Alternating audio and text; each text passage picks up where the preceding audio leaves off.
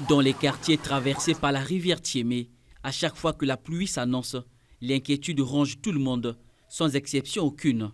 Sur les berges de ce cours d'eau, la régularité des pluies est désormais synonyme des inondations et d'autres désastres, aggravés par les constructions anarchiques ainsi que d'autres actes irrespectueux de l'environnement. L'eau déborde à la Thiémé vu qu'elle n'est pas assez profonde.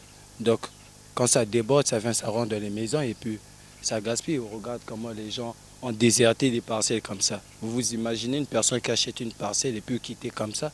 Ça c'est à peine. Ça c'est la deuxième pluie.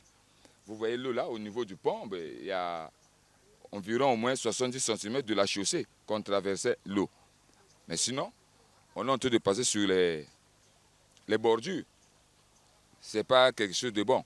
Lorsque le gouvernement annonce il y a quelques années la deuxième phase de son projet de drainage des eaux pluviales de Brazzaville, notamment l'aménagement de la rivière Thiémé, par la construction d'un canal en béton armé de 3 km du pont de la Thiémé jusqu'au fleuve Congo et d'autres ouvrages, les populations riveraines voyaient déjà le bout du tunnel.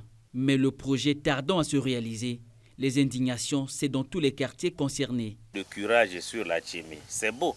Ce qui m'a beaucoup marqué, on a beaucoup parlé à la télé et à la radio. Depuis là, ça a pris un silence total. On n'en parle même plus. Pour s'enquérir de l'évolution des études de faisabilité de ce projet, nous nous sommes rendus à la délégation générale aux grands travaux. Le coordonnateur de l'unité de gestion des projets en partenariat avec l'AFD affirme que la phase d'expropriation en cours prendra fin en avril 2025 et les fonds sont bien disponibles.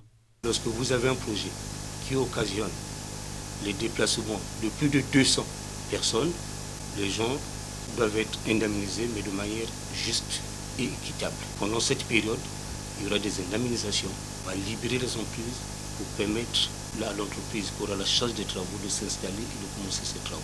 D'ici novembre, l'entreprise qui réalisera ces travaux sera retenue. Nous avons déjà le dossier d'appel d'offres qui est disponible.